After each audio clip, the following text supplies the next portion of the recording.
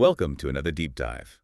Today we're going on a journey, exploring a fascinating intersection, global finance and modern warfare. Yeah. It's a world many people don't think about much, but It's surprisingly relevant to, everyone. oh, absolutely. So get this, there's this system, almost invisible to most of us, Mm. but it can be wielded as a weapon, a powerful weapon. Mm-hmm. It's called SWIFT. Yeah. And we'll unpack exactly what it is, Okay. how it works, Sounds good. and how it's kind of like reshaping the landscape of conflict in the 21st century. Yeah. You might be surprised to find that this seemingly dry topic of global finance Yeah. is actually deeply, deeply entwined with, war and peace. Oh, for sure. And even the survival of humanity is Right. kind of a big deal. Yeah. To help us navigate this very complex world, we've got three fascinating sources for you. Right. Excerpts from a newsletter called Programmar l'Imprévisible, Okay. which translates to Programming the Unpredictable, a presentation on internet history by Sergio Bellucci, and an excerpt from his talk to Sinistra Italiana, Uh-huh. a left-wing Italian political party, Right. about the proposed nationalization of the Italian telecommunications company, TIM-PEM. I see. So, ready to explore the financial underbelly of modern warfare. Absolutely. It's a world that often operates in the shadows, Right. that has a big impact, a really undeniable impact. Okay, let's start with the basics. Okay. What exactly is SWIFT? Sure. And why should we care about it? Well, SWIFT stands for the Society for Worldwide Interbank Financial Telecommunication. Okay. Essentially, it's the messaging system that underpins the vast majority of international financial transactions. So it's like what makes the whole thing work. Yeah, exactly. Okay. Imagine a world where you couldn't easily send money across borders. Right.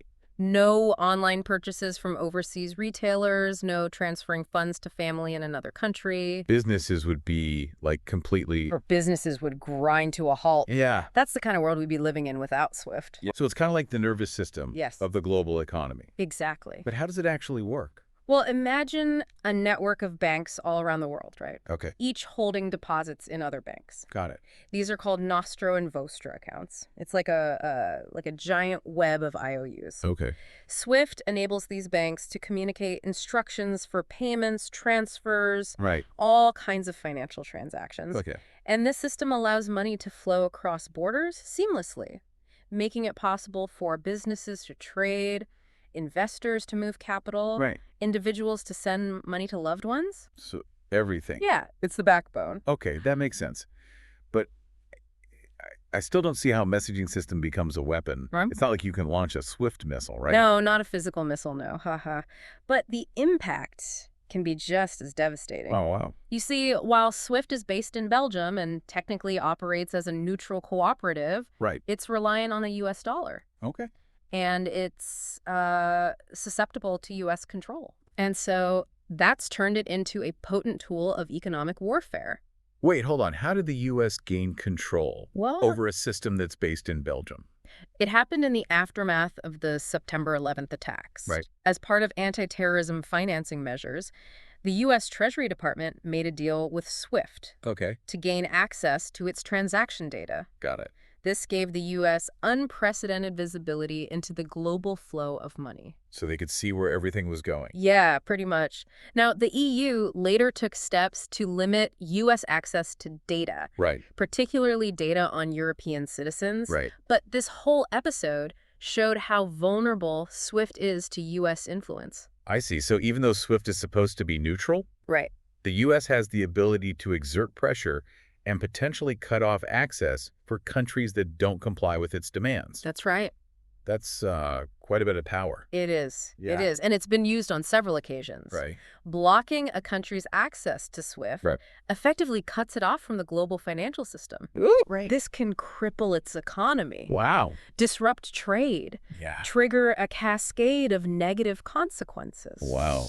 It sounds almost like a financial nuclear option. That's exactly what it's often called. Oh, wow. We saw this most recently with the push to exclude Russia from SWIFT. Wow. Following the invasion of Ukraine, the goal was to inflict maximum economic pain Right. and pressure Russia to change its course. I see. But I imagine there are risks involved in using SWIFT as a weapon. Yeah. What could go wrong? What are the risks? Well, one major concern is that it could backfire Okay. by accelerating the decline of the dollar's global dominance. Okay, so how would that work? Well, countries that fear being cut off from SWIFT have a Oh. strong incentive to develop alternative systems. Right. China, for instance, has been Uh-huh. actively promoting its own system Uh-huh. called CIPS, the Cross-Border Interbank Payment System. So by pushing countries away from SWIFT, Yeah. the U.S. could inadvertently be strengthening its rivals Yes. and undermining its own financial power. Exactly. It's a delicate balancing act. The U.S. needs to weigh the short-term benefits of using SWIFT as a weapon Right. against the potential long-term consequences for the dollar's dominance. It makes you wonder if there are any potential benefits to alternative systems, Yeah. like CIPS. Could they offer something that SWIFT doesn't? Well, CIPS, for example, has been designed to facilitate transactions in yuan, China's currency. Okay. And as more countries adopt it, it could reduce reliance on the U.S. dollar for international trade and finance. Right. This could have significant geopolitical implications. So SWIFT isn't just about banking. No. It's about power, Yes. influence, Yeah. and the future of the global financial system. Absolutely. But what happens when this financial warfare spills over into the digital realm? That's where things get really interesting.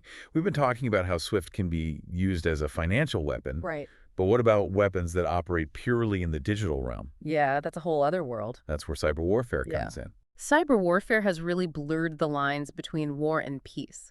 It's no longer about armies clashing on a battlefield. Right. It's infiltrating networks, disrupting critical infrastructure, and manipulating information. It's almost like a new dimension of warfare, It is. where the battleground is invisible Yeah. to the naked eye. Bellucci describes how technology has transformed military operations. Okay. He uses the term equipment disruption, where bad actors can target computer and satellite systems that militaries rely on. So instead of attacking soldiers on the front line, Right. you're attacking the systems that support them, Yes. their communications, their intelligence gathering, Yes. even their ability to launch weapons. Exactly. It's a way of paralyzing an adversary without ever firing a shot in the traditional sense. It all sounds incredibly complex It is. and sophisticated. Yeah. But it seems like cyber warfare also creates vulnerabilities It does. that didn't exist before. It does. That's true. The more interconnected our systems become, the more vulnerable we are to cyber attacks. Right. And it's not just nation states that pose a threat. Right. Terrorist organizations, criminal groups, even individual hackers can now access incredibly powerful tools. And it's not just about disrupting military operations. Right. Cyber attacks can also target civilian infrastructure. Absolutely. Imagine like a scenario where a city's power grid, transportation system, No, yeah. or financial networks are crippled by a cyber attack. Right. The potential for chaos and disruption is immense. Absolutely. And it's not always about causing physical damage. Right.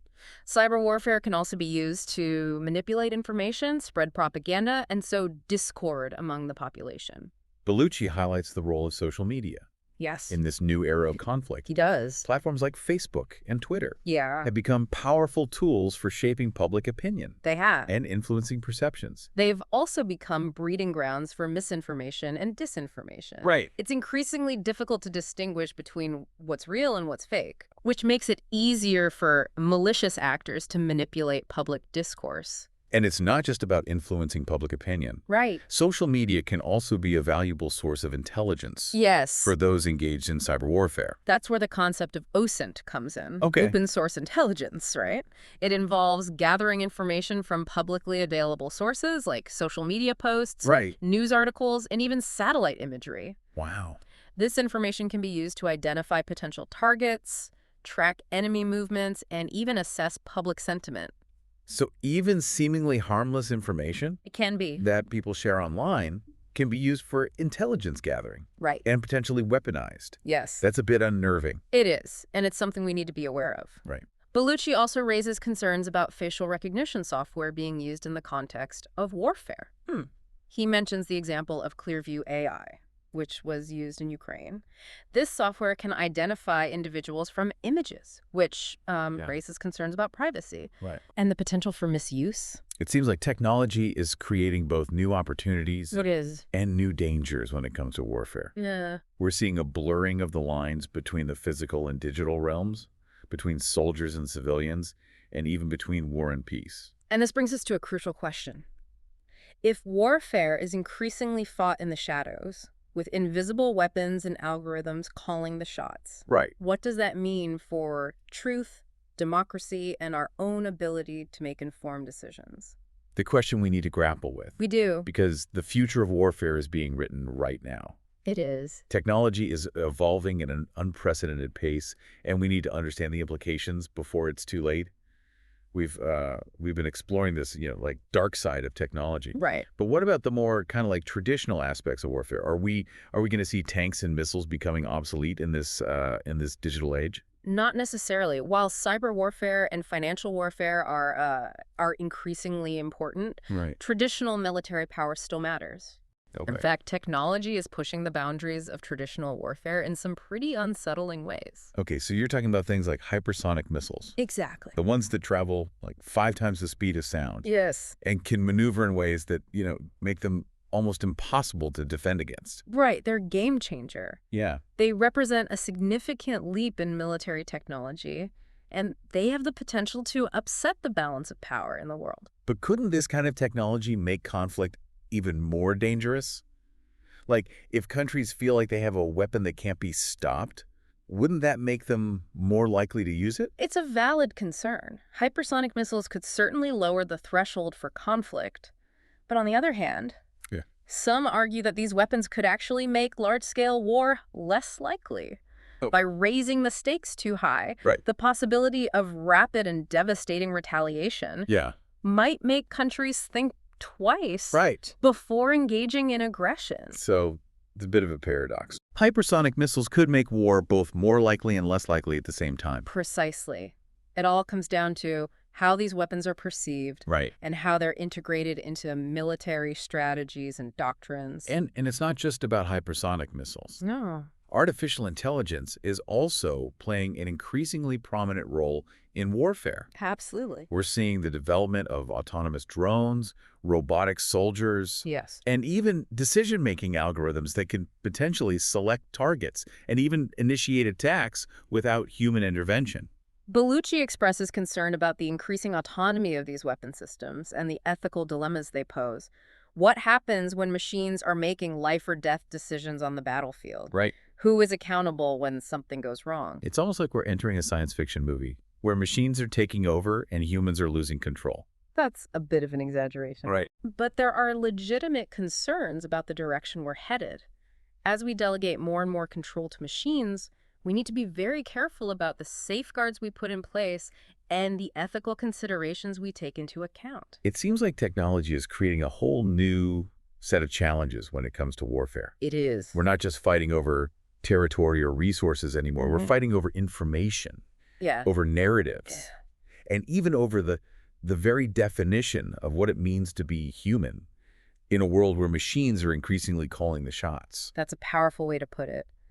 And it highlights the importance of understanding these complex issues and engaging in thoughtful discussions about the future of warfare. Yeah. We can't just leave these decisions to the military or to tech companies. Right. We all have a stake in this. We do. Well, I think this deep dive has given us a lot to ponder. From the weaponization of SWIFT to the rise of cyber warfare and the increasing automation of war. It's clear that the battleground is changing in ways we could never have imagined just a few decades ago. And it's changing faster than most people realize. The technologies we've discussed are evolving at an exponential rate, and the implications for warfare are profound. So what can we do about it? Like, as individuals, how can we make sense of this rapidly changing landscape and ensure that technology is used responsibly and, not just for destruction? I think the first step is awareness. The more we understand about these technologies and their potential impact, the better equipped we'll be to engage in informed discussions and make responsible choices. Yeah. We also need to demand transparency and accountability from our leaders and from the companies developing these technologies. This deep dive has been eye-opening, to say the least. We've explored some pretty dark corners of technology and warfare. We have. But I think it's important to remember that technology itself isn't inherently good or bad. No. It's how we choose to use it that matters. Absolutely. Technology can be a force for good or for evil. It all depends on our values, our choices, and our willingness to engage in thoughtful dialogue about the future we want to create. Thank you for joining us on this journey into the world of modern warfare. We hope you found it informative and thought-provoking. And we encourage you to continue exploring these topics and to share your own insights and perspectives. Be sure to tune into future deep dives as we continue to delve into the most pressing issues facing our world today.